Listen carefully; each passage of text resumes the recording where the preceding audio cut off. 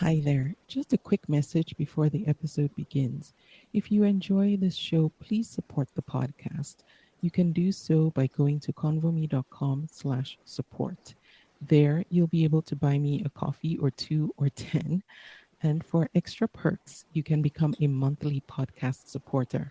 More information is available at convome.com/support. Thank you in advance, and I appreciate you appreciating me and the podcast. Now, on to the episode.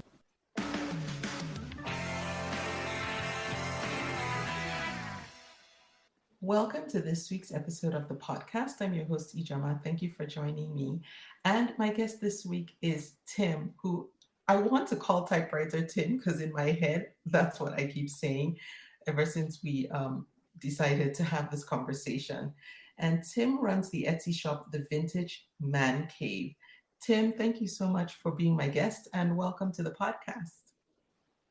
Glad to be here. And you got my name right. Typewriter Tim, I just took that on over the last couple of years. So that's a good way to remember me. Did you give it to yourself or did one of your customers coin the name? You know what? I think that it was somebody that found out I don't even remember exactly, but I think it was somebody that found out I was sold typewriters and they said it. And I was like, wow, that just kind of sounds kind of neat. I'm going to take that. So I kind of use that on Facebook and some other places. Yeah. So the cat's out of the bag. You sell typewriters on Etsy, and you've had an interesting journey. Can you just tell us how you got to Etsy, what led you to Etsy, and what you're doing now? Sure. So I always liked buying and selling and things that have to do with business. And so I originally was selling items on eBay and did that on and off for a few years. And then a couple of friends of mine introduced me to Etsy and said that were buying and selling things. It was going really good. And so I thought, I'll try Etsy. And so I signed up an account back in 2011. And I was just going to garage sales, estate sales, and just buying anything old that I could find that I thought I might be able to sell. And, one thing after another, and just kind of started building it from there. So how did you settle on typewriters? So, my wife asked that same question. Why so many typewriters? So typewriters just kind of stuck. I was buying and selling different odds and ends, and I found a couple typewriters and put them on Etsy and sold quickly and for fairly good profit. And I thought, well, that's kind of interesting. Yeah. And just kept it, and was still doing some other things for the first couple of years. But again, typewriters were started just clicking, and being able to buy them at a reasonable price, and then being able to sell them for a profit. And also typewriters just kind of intrigued me just in the mechanics of them. A lot of these are over 100 years old, and just to see how intricate they are, that just kind of interests me as well. Yeah. I'll tell you, it's kind of a joke, but it happened in real life. I was on a call. It was a Zoom call, and someone was doing a tutorial how to do something, and the person who was leading it kept saying to the person who was driving, like who was showing the demonstration on the camera, hit carriage return, hit carriage return. And then finally, the person who was actually on the computer following directions said, I have no idea what you're talking about. I don't know what carriage return is. Can you just tell me, is it enter? And then, everyone on the call was like, she means enter. Just press enter. Right. And for anyone listening, if you don't get the joke, I don't even know how to explain it. Carriage return is old school enter, basically. Yes. Right. So that was funny. So in my mind, I feel like typewriters are, well, as far as use goes, practically obsolete. And I just thought that nobody, well, I know many people don't use them anymore, but then I also thought that I feel like they would be hard to source. Do you find that sourcing them is difficult, and do you worry that you'll one day run out of inventory? So I guess the short answer is no. Okay. Um, the I have about 40 typewriters in my Etsy store currently, and it's been consistently that way for probably the last year or so. Mm-hmm. I have probably another 40 or 50 that are needing work or are in repair stages. Mm-hmm. Um, and a couple of the sources that I have found online through some auction services have probably 75 typewriters on an ongoing basis on their website. Um, Wow. to give you an example today, I don't do this much anymore because everything's going to online, right? So I Mm-hmm. do a lot of purchases through some online sources. But today I went to a couple of estate sales, and lo and behold, two typewriters, one at each estate sale, and Mm-hmm. I grabbed them. So, I mean, Of it course. doesn't, I guess it's in the back of my mind, but boy, I'll tell you, you would think that when you're not in, it's kind of like when you're not in something, you're like, no, how can that be possible? But Yeah. some of the stories I can tell you about some of the typewriters I've gotten and where they've gone and what the retail is on them, it's all kind of amazing. So no, I'm not really that concerned about the sourcing at this point. Okay, good. And your profit margin um, it seems to be really high because right now, I would imagine for the people who want them, they're willing to pay a premium because these are they're well, I don't think they're being manufactured anymore. So if someone can get their hands on a specific brand and model they want, I would imagine they're willing to pay what it will take to get that into their hands. You're right.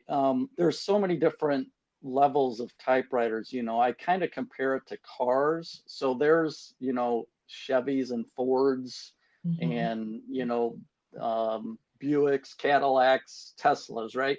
And so I deal with mostly, I would say Chevys and Fords with a few Cadillacs.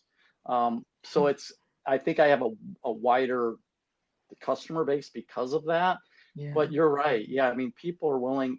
What I found was that people were wanting typewriters that worked. They would, I'd see posts about, the typewriter didn't work when they got it. And then the other thing that I found is that they were getting typewriters in the shipments were being damaged because of the weight of Mm-hmm. the typewriters and people weren't packaging properly. So Mm-hmm. um, those were the two solutions that I needed to solve. But yeah, you're right. They're one of a kind. I mean, right? Yeah. They have a serial number on them. They're Yep. one of a kind. So How do you get them up and running and ready to be shipped? Because I know you have to test different things, make sure all the keys are they have all the letters on them, the ink on the ribbon, all that good stuff. yes, you're right. So and again, I don't just sell them as displays. Most of my customers are buying typewriters from me because they want to use them in some way or fashion. Mm-hmm. So um, I'm kind of a jack of many trades, but a master of none, right? So I have all these pieces in play, but I don't do detail repair. I don't have that experience or knowledge. So fortunately, I'm kind of in the Chicagoland area, Okay. and I was able when this started growing and I started having typewriters that needed a repair. I just got on Google and started typewriter repairs, and I fortunately was able to find a gentleman that works out of his home locally, and he repairs typewriters. That's what he did for a living. I found an article in a local newspaper, Mm-hmm. contacted him, and we've been partnering on this for probably 7 or 8 years. So Oh, he does a wow. lot of my repair work. I do have another gentleman in the Chicago area, does a little bit of work for me. A lot of times, um, I don't know what percentage have to be repaired. I want to just say 50% of them have to be repaired, and 50% just need a cleaning and a new ribbon. So Hmm. minor things I can do. Um, so yeah, you have to get them up, and I don't want to have something on my Etsy store that is not functioning. Yeah. Um, so yeah, Yeah. fortunately I have a guy that does it for me. Okay. What's typically the turnaround time for you for a typewriter from when you have it, when you first acquire it, to getting it ready and then to having it listed? And then typically, how quickly do they sell? Boy, all great questions. So it's it varies on the type of typewriter, the condition of the typewriter. Mm, Um, but if I, I I pick up typewriters every month from my repairman. Um, some of those typewriters he could have had for a month. I could have had them for 3 months. mm, I could have bought them last week and he got them done in a week or two. It mm, just kind of depends on what's wrong, how good of a seller it might be. mm, Um, there's been times I've listed typewriters in my store, and within a week they've sold. And I look at mm. my wife and say, "Man, I should have priced that thing higher, Higher, right? Yeah. right? I missed an opportunity." And she's like, "No, you sold it. That's what you want to do. Keep turning inventory." And I'm like, "Okay." So Yeah. it just depends. There's just not it's not like they all just go down an assembly line. I buy them, I clean Mhm, them, I take them for repair, I put ribbon in them, I list them on Etsy, they sell. It's just kind of all over the place. I mhm, will say that um, Etsy has that 4 month. They let you list for 4 months before you have to renew it. yeah. And most of the time, as I get closer to maybe into that 3.5 month area, I might lower the price on a Mhm, typewriter. But mhm. I rarely run into that where I go 4 months before it's sold. Oh, wow. Um, That's great. yeah, I think it does pretty well. Yeah. So, just based on the product type that you're selling, I'm sure you have gotten some of the more interesting sales, like buyers or organizations that purchase from you. Do you ever get the backstory from the people who buy, or some, maybe not everyone, but some of the more interesting ones? And if you do, Hmm. is there any story you can share? Boy, there's a lot of stories, so it's really kind of neat. Um, I recently this is just in my mind. I recently sold a Densmore, and Densmore is not a very popular one. I just ran into a couple Densmores recently, and I've been doing this 10 or 11 years. But it I got an email from somebody in Japan, and I Mm, don't normally ship internationally because the cost, these typewriters weigh from 20 to 35 pounds, and it just mm, seems that it was too costly and the people weren't really interested. So, but he sent me a message, can I buy this? And I'm like, if you want to pay the shipping. So I shipped it. He posted a picture in his review. So it was really kind of neat. Now I can say I oh, sold a nice. typewriter to somebody in Japan, right? Yeah. Um, I can remember a story, and it's not the only a young person that's bought a typewriter, but I had a parent buy a typewriter for a 13-year-old daughter for a birthday present because she kept saying that she wanted a typewriter. She wanted a typewriter for her birthday. Interesting. So they got the typewriter, and they sent me a letter afterwards. And so it always makes you feel like you're doing things the right way when you get letters from people. Yeah. And, and the response was, when the mother opened up the typewriter, she started crying because of how beautiful the typewriter was. And so you get stories like that. I also have, um, uh, you said kind of famous places. There's a um, theater in Sandy, Utah that has bought a typewriter for me at one point. And I assume that they are going to be using it in some type of play production.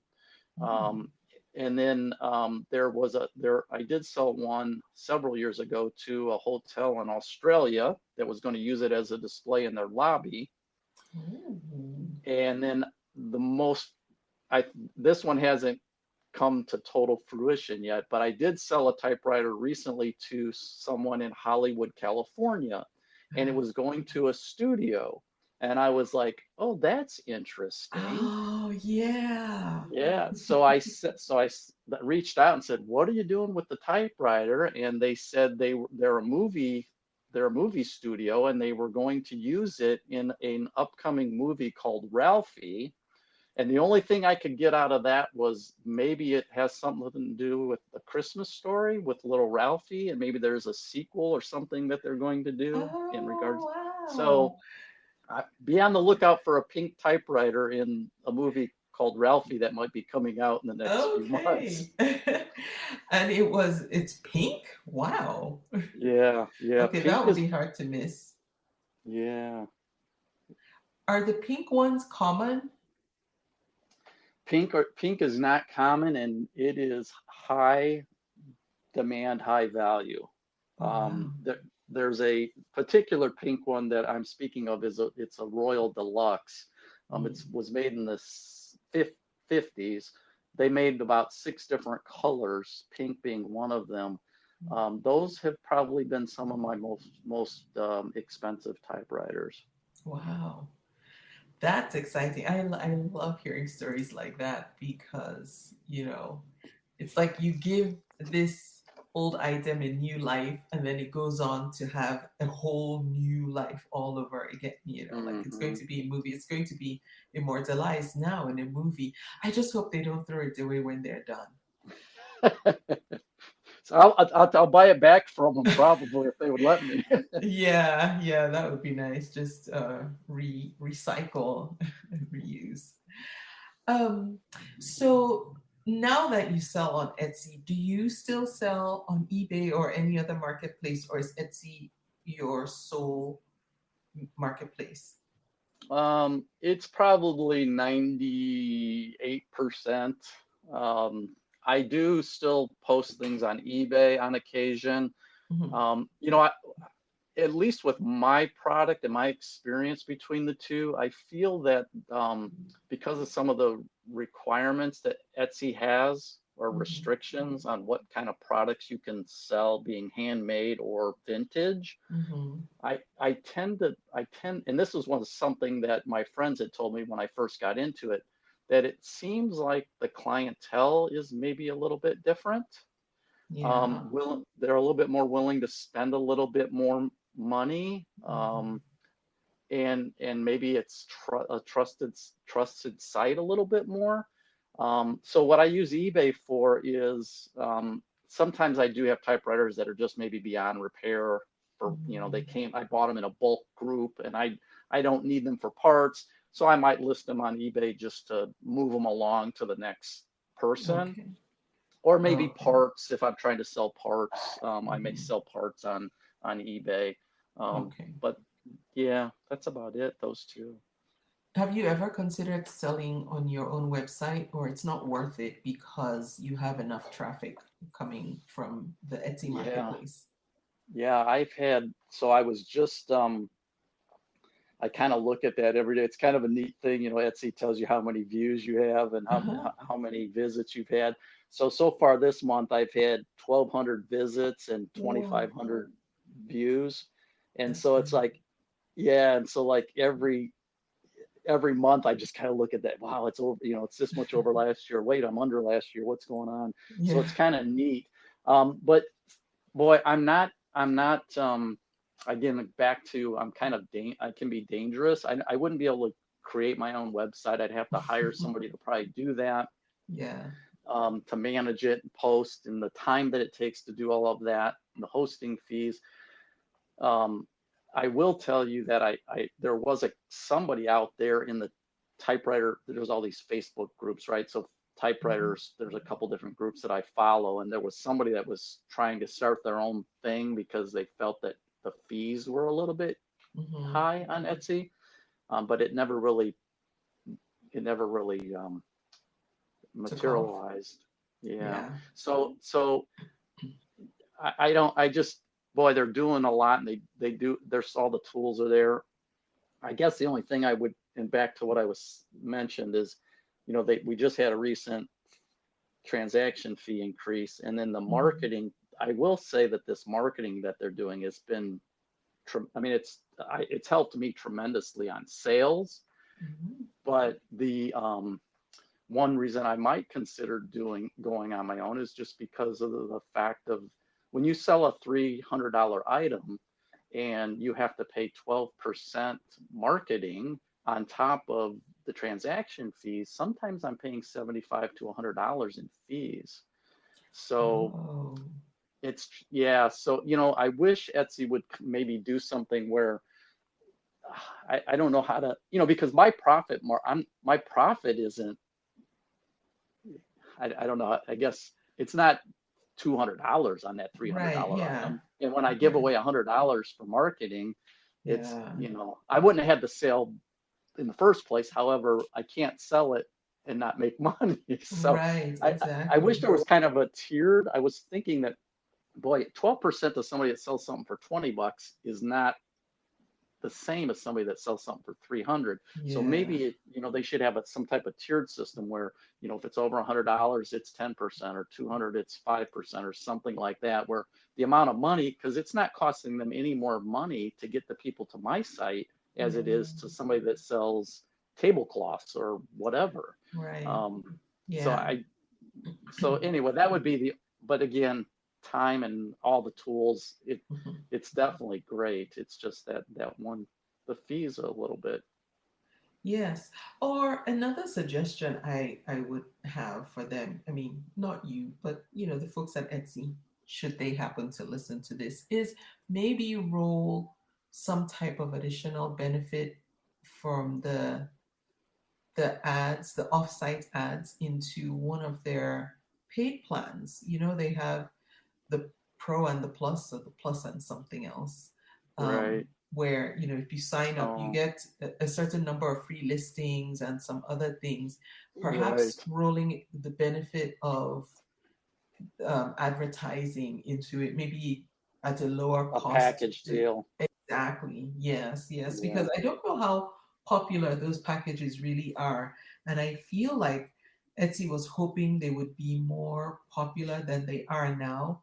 But I Right. think if you give people more of an incentive to join one of those, i.e., for high ticket item sellers, lower offsite ad fees, that might be an incentive Right. to sign Yeah, up for that's a that. great idea.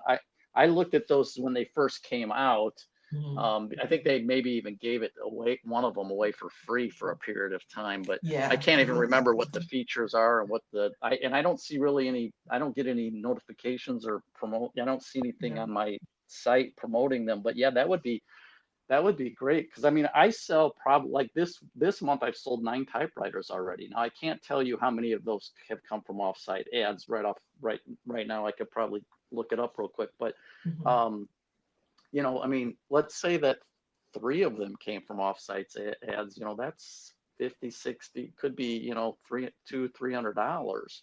Yeah. Um, anyway, it's just something that, and I have emailed them. They've responded, but I'm like, is there anything you guys could do about but Yeah. again, you got to pay for the marketing, and I get it. They're not asking to Yeah. pay for it up front, so it is what it is. Yeah. I know, and that's how I feel. And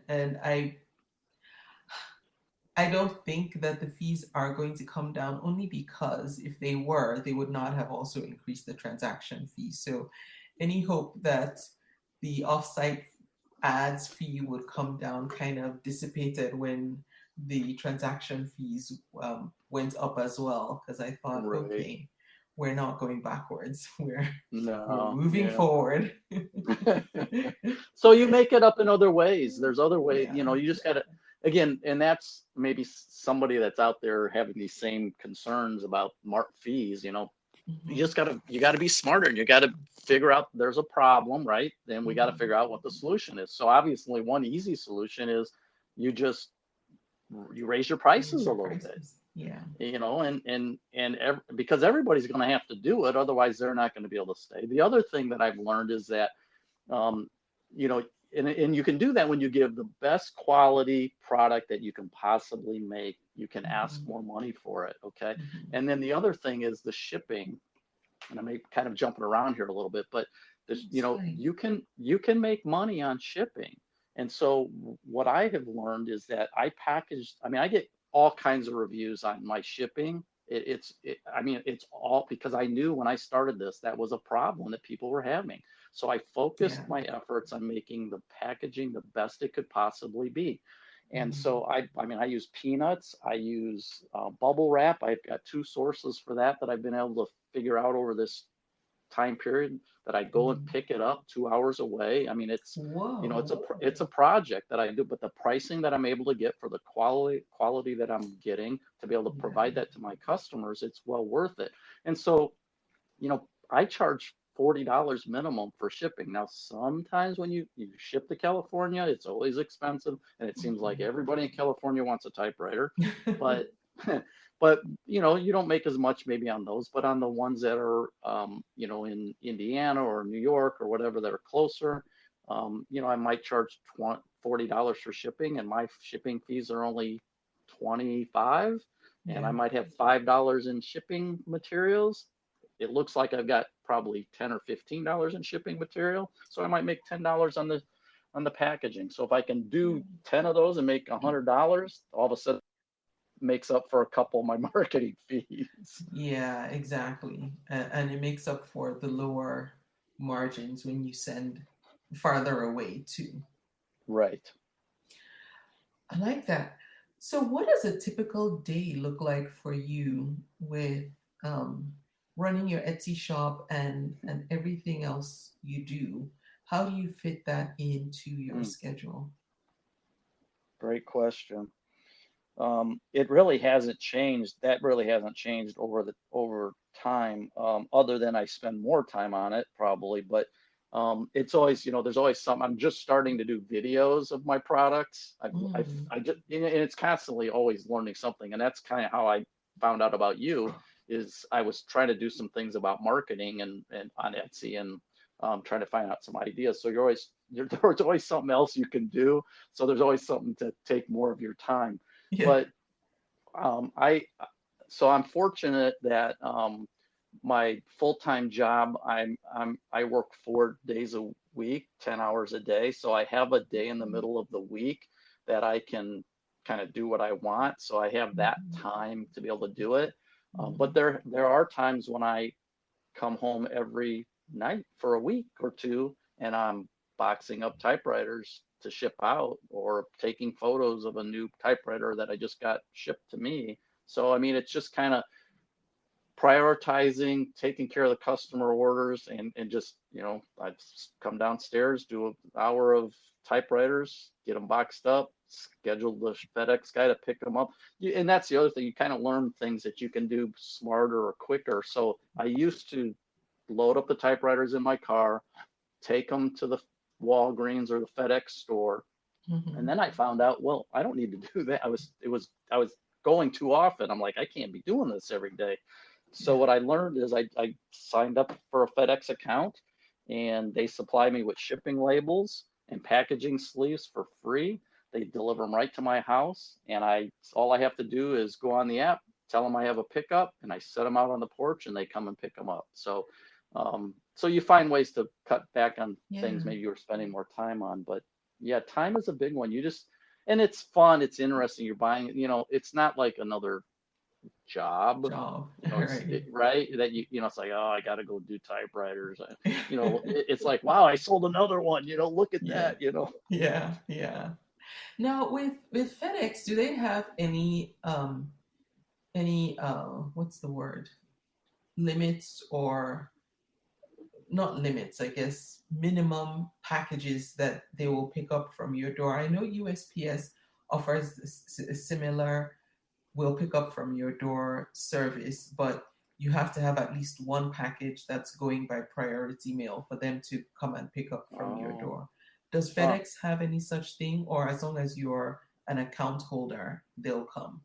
Yeah, I think is so that I wondered if UPS what your if you were had a UPS account if they would make you have to have that, but no, there, as far as I know, there's no limit. I mean, I have I don't have stuff every day, and you can just Mm, go on I just go on their app or website and just say I've got two packages, they weigh this many mhm. pounds, they'll be ready from 7 a.m. to 5 p.m. Here's where they're located, Okay. and yeah, that's it. So. Have they ever forgotten to pick up? Huh. I think there was at least one time, it's probably been in the last 6 months, and I think I had like four or five typewriters sitting out, and I Oh, think it was like a Monday. And so I'm usually gone for like 12 hours um when I on my work days. So mhm. I leave them out at 5:30, 7 for a 7 o'clock pickup, or at least I tell them they're ready at 7. So they Mhm. were outside at 7 a.m. I come home at like 5:30, and they're still sitting there, and I'm like, Oh, wait a minute, and not a big deal because it, if it goes the next day, but I was like, well, wait a minute, what happened? Did I not, do something right on the app, or, yeah, so then you call and I have a confirmation number, but anyway, they ended up for whatever reason. I think it's, with we all know with COVID and the effects of what it's done to the online businesses and how yeah, that's affected these delivery companies. I think it was just a matter of they were shorthanded and they were, yeah, he just couldn't make it that day. Um, yeah. That's a so big no, it's problem. very rare that it happens. Okay. Yeah, I ask because when I first started using USPS pickup, I think it threw everyone at the local post office off because the first couple of times nobody showed up, and I thought, Mm, but wait, I have my confirmation that, and they delivered okay, the mail. So a couple of okay, times I had to call the local post office and say, hey, you guys, you okay, didn't come. yeah. And I, then they got into the rhythm of it. yeah, and so I misunderstood you. I thought you were talking about UPS.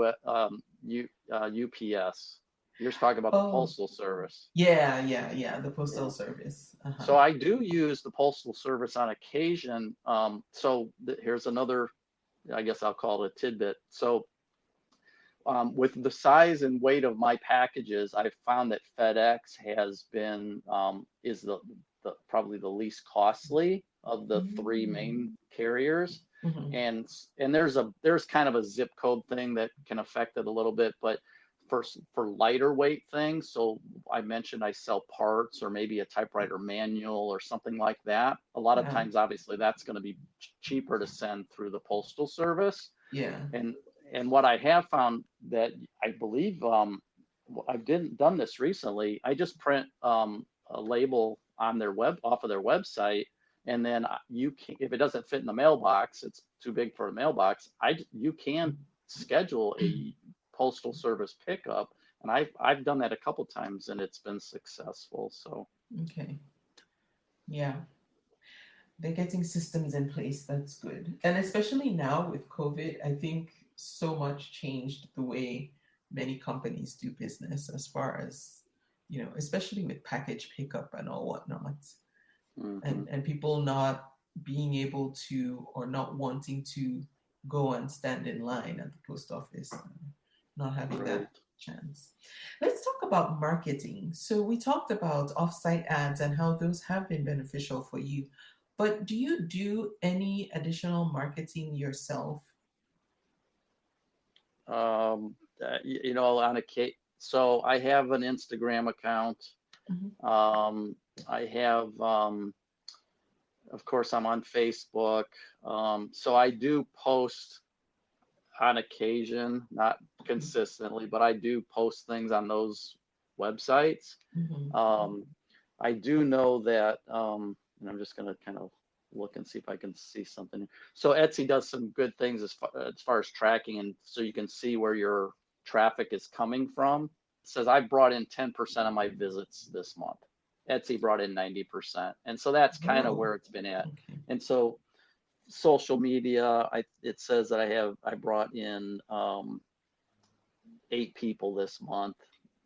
So I'm assuming that's probably somebody that I posted some on Facebook, and some people have looked and clicked on my link and Mhm. gone to my Etsy store. So some social media stuff a little bit, and then really nothing else. I mean, I have business cards. It's kind of, some of it's been word of mouth. I mean, I did have somebody come into my office at work and said, I was told you sell typewriters. And I'm like, okay. Well, they found out from somebody in town that I talked to, and ended up selling them a typewriter. So, yeah, it's kind of neat. But no, I don't do, I just, I don't even, wouldn't even know where to begin with Yeah, what to do and if I could handle it actually. right. I think you're fortunate in that your product sells itself. Like people are looking, and so you fortunately don't have to do as much as some other sellers do to Hmm. grab people's attention, because Hmm. I think the people who want typewriters go hunting, and Hmm. if they really want it they will find you, so that's a good thing. Yeah, and I guess the other, I didn't even mention, Etsy has, you can do marketing campaigns on Hmm. Etsy, right? You can, Hmm. and so I tried those a few times, but and really never, I didn't feel like, because it'll give you like you'll be at the top of the search when Yeah. somebody, and I just never really saw much difference in what I was selling. So I really Mm. don't do that anymore. I Okay. do send out, I always send out an email to people after they purchase something, just asking them what they're doing with their typewriter. And then I do also send a 10% off to people that buy something from me. I give Okay. them 10% off their next order. Okay. Do you do that manually or do you use an automated system? Etsy does that for us. Okay. Okay. I know It's there's some automatic. third party companies that integrate with Etsy to do all that, so you can get really fancy with your messaging. But Okay. yeah, Etsy does do it too. Um, so Tim, I know that we just talked about how the nature of the product you sell has the benefit of you having what's the word, like really committed buyers already. But what would you say are some of the things that you've done to help you be successful beyond the fact that there is demand for your product? Are there any other tips that you can share that you think other people will be able to apply to their own business or their own Hmm. products to help garner more sales? Yeah. Um, some of it we've already kind of talked about, Mhm. find whatever product you're selling, do some research and try to find out, why should your product be bought over someone else's, or what troubles are people having that purchase your product?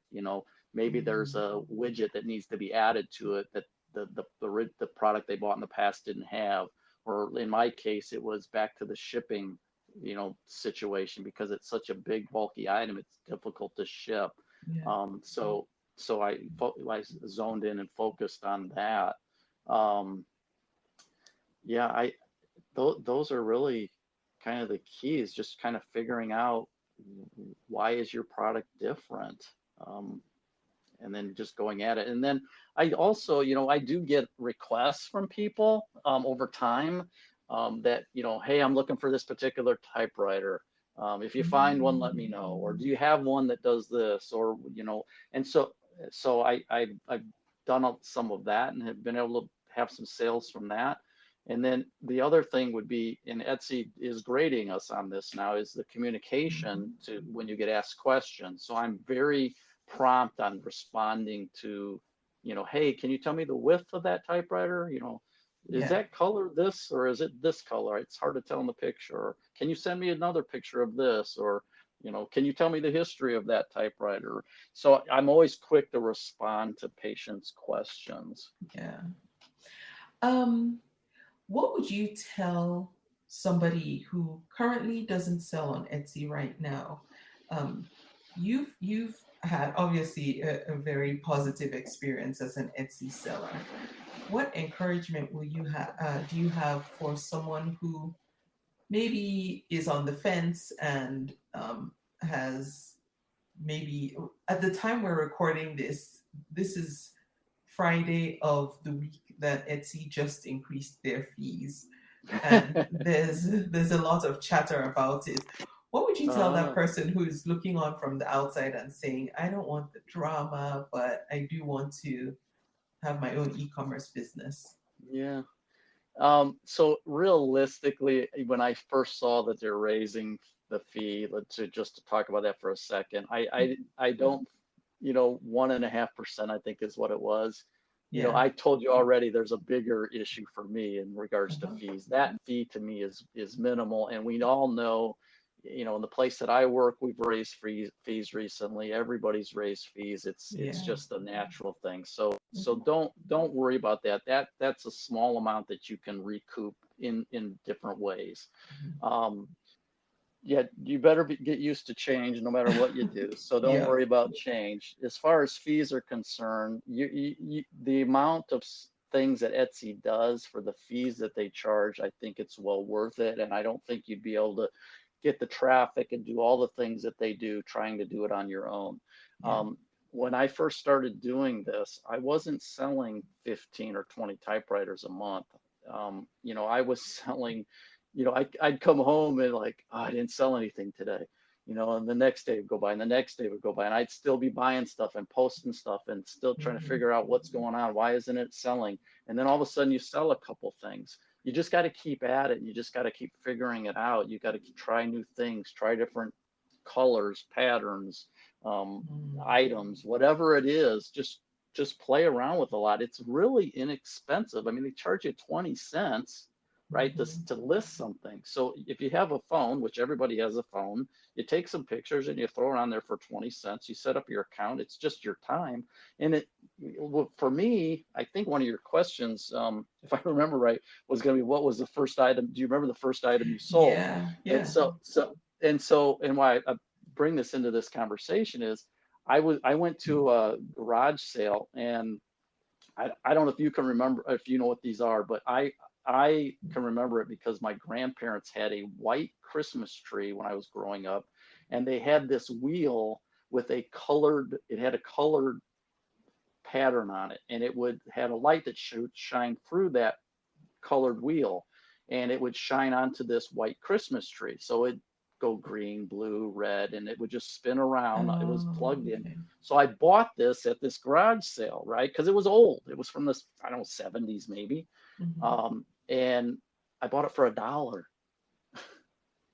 right? Yeah. And so I put it on Etsy and I sold it for $25.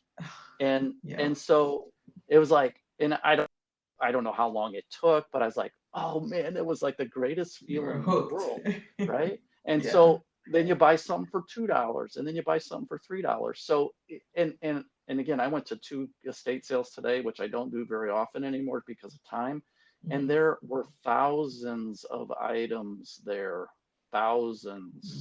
Mm. People have so much stuff. You can just pick a Yes. couple items and try it. If there's not something that you're making, if you're going to Mhm. buy vintage, just try some things, and then Yeah. you'll figure it out. You'll learn. You'll do some research online to see what the value is, and some things you'll buy you won't be able to sell. Some things you'll buy you'll make more money than you thought you could. So you just got to Yeah. keep trying new things and just be innovative with it. Yeah. I tell you, that first sale is like the exhilaration that you feel Hmm. from, just knowing that you picked something up for almost nothing, and then Hmm. somebody else somewhere in the world wants that thing Hmm. for a lot more than what you got it for.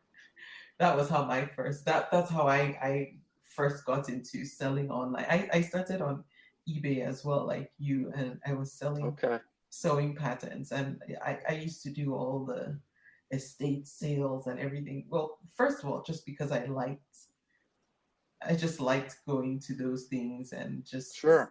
because they're interesting, they're fun.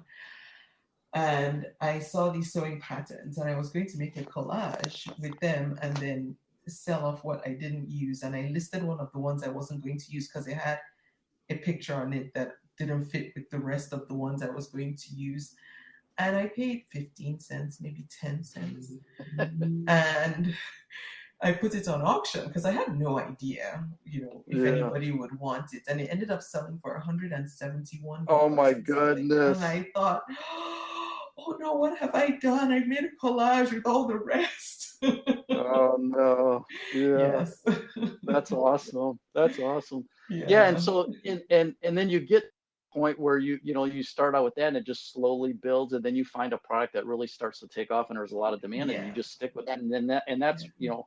that's what you stick to. And then I can tell you 2 years ago when over the summer in 2020 there were 2 months in the summer that I sold over 40 typewriters each month, June and July.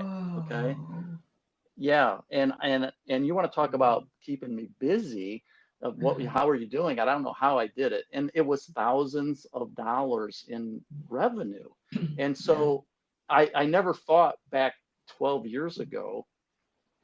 I mean, I always thought I'm pretty confident. I feel like I can figure things out and at least have some success at whatever I put my mind and time into. But I Yeah. never, I remember starting this and going, wow, if I could make $1,000 a month profit, if I could make wow, what that would do for my family or my life or whatever, Yeah. right? And then I had 2 months where I did over $10,000 in sales. It's like, wait a minute, how did this happen? But it's time, That's it's true. effort, it's just resourcing, it's just Yeah. it's a lot. I mean, my wife makes fun of me. I'm on my phone or the computer, in the evening. I'm constantly looking, talking, asking questions, yeah, Mhm. getting other people's opinions about the value of a typewriter. I mean, it's not just, oh, buy a typewriter, oh, put it on Etsy, oh, it's so no, it's not that easy. There's a Yeah. lot of work involved into it, but Yeah. you got to start out slow and figure things out, and then it Yeah. will expand. Yes. Yeah. And if something isn't working, just switch. Correct. Yeah. Tim, what, if any, tools do you have that you particularly like that help you run your business more smoothly, or are there any resources that you've used to just help you be better at what you do? Mm. Tools. When you said tools, I thought you were going to ask like what type of typewriter tools I have. I don't have very many typewriter tools. Yeah. Um, boy, I don't know if there's, again, a lot of this we've already talked about. I'm just kind of looking over my typewriter room as we call it now, and Mhm. I guess, again, I've got fragile stickers that I put on the outside of the boxes. Yeah.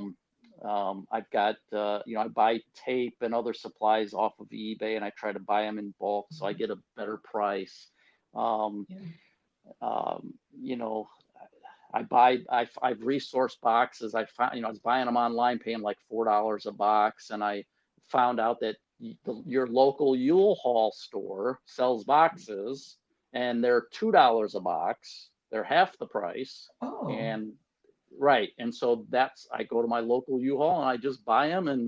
And so again, that's just kind of one of those things that's progressed over time. yeah. But I don't know that there's really, I'm trying to think of any, you know, yeah, Well, I, that's a good tip there because I know, as far as sourcing shipping supplies and all whatnot, eBay is a good place to look to get shipping right, supplies, especially if you don't want to buy in the massively bulk amounts that you might have to buy from, say, a Uline or what have you. I know on correct. eBay you can find sellers that will sell in, still enough for you to run your shop, but not enough Yes, to overtake, you know, massive spaces in your home if yes. you don't have that kind of space. Yeah, no, that's true. One Yeah. other thing that I want to tell you about is I did learn So of course, typewriter ribbon is another big question I get asked. Where do I buy Yeah. typewriter ribbon? How do I get it? Is it well? And honestly, probably 90% of the typewriters I deal with all take the same ribbon, which is beautiful. But people don't know. They don't know if every typewriter takes its own special ribbon. But Yeah. one of the things I've been able to um, I've got a couple sources that I buy it in large quantity from, and I'm talking like 20, 25 ribbon at a time, probably once a month. And Mhm. so, and then the other thing so what I've done is I have on the listings, there's an option to do what's called purchase options. And Okay. so I think it's designed for people that might make, like, for example, let's say they make clothing and they have a shirt, but they have different colors, different sizes. And Oh, so you yeah. can, you can list it so that you can order what you want. Well, what I found out from somebody that sells typewriters, I think they're out of Portland, Oregon. Um, I saw, for some reason I saw on her site, she had ribbon on there. I'm like, well, how did you do this? Well, Mm. you can create your own variation of a purchase option. And Yeah. so I just put in purchase option and then I can add typewriter ribbon.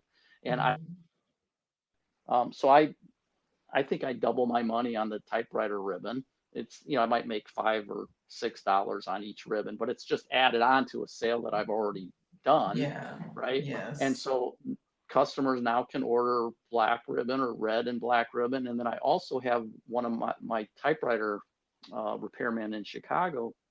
He ribbon, so I buy some regular ribbon from him, but he also has made what we call a typewriter tin, TIN. And so it's just a metal container that holds the ribbon roll, and it has a screw-on lid. This is how they used to sell ribbon back Hmm. before plastic, okay, Hmm. because you had to keep it preserved so it wouldn't dry out. Yeah. And then he designed a sticker that is on the top of that, and it's got a picture of a typewriter on it, and it's labeled typewriter tin, typewriter tins. And so Oh, that's another add-on that people can buy when they're purchasing a typewriter from me. So, and that goes back to how I say make some money on the shipping. You find other products that you can sell along with yeah. your product. Yeah. It's an easy way to get an add-on, additional income.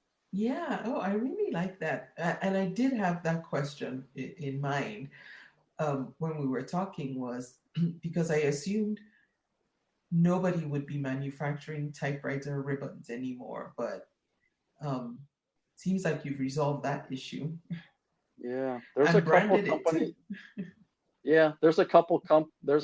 Well, I don't know where my supplier is getting his, but somebody's making it. And then what he does, he buys it in, hundreds of yards of ribbon, and then he rolls it himself onto spools. Mm-hmm. And then there's another lady that I actually just bought some from her today. She is in Missouri, St. Louis, Missouri area, and her father had a business, typewriter business, and she's just carried it on. She's still selling supplies for typewriters. I mean, so Wow. it's yeah, it's crazy. Okay, so no fear of you running out and shutting down your Etsy store. Good to know. Tim, what's the best way folks can connect with you if they want to reach out and maybe ask Yeah. questions? Yeah. Boy, as I told you in the beginning, part of why I do this, and of course, is to promote my shop, but I want to help other Yeah. people as well, and so as we progress and get better at things, then we can do that. And Yeah. so yeah, if anybody needs any help trying to promote their shop or just a general question, couple different ways. Of course, they can reach out to me on Etsy through the Vintage Man Cave. That's my Mhm. store name. The other way they could reach me is my email address, and that is tjriese@gmail.com. Okay. Those are probably the two best ways. I'm also on Facebook, Typewriter Tim on Facebook, um, in Indiana. I don't think there's another Typewriter Tim on Facebook though. And is that your same handle on Instagram? Great question. Um, I believe it is. Okay. Yes. All right. I'll look it up, and then if it is, I'll link it. If I can't find Yeah. you, um I'll figure out a way. Yeah. Yeah. Tim, thank you so much for coming and sharing about just, your Etsy journey, how you got here, and how it's going for you. Thank you for also just sharing information about things that you've learned along the way. I'm hopeful, actually, I know that something you've said will be helpful to someone listening. And so I appreciate you taking the time to do that. Oh, it's been a pleasure, and I really enjoyed the time with you. And yeah, I really appreciate you asking me to be a part of this. You're welcome. And I thank you for listening to the podcast. I will be back with another episode next week. If you've enjoyed listening to this episode of the podcast, please go to convome.com/support to help support the work I do on the podcast. You can choose to buy me a coffee or become a monthly podcast supporter and get some extra perks. Again, go to convome.com/support to do that. And I will be back with another episode next week.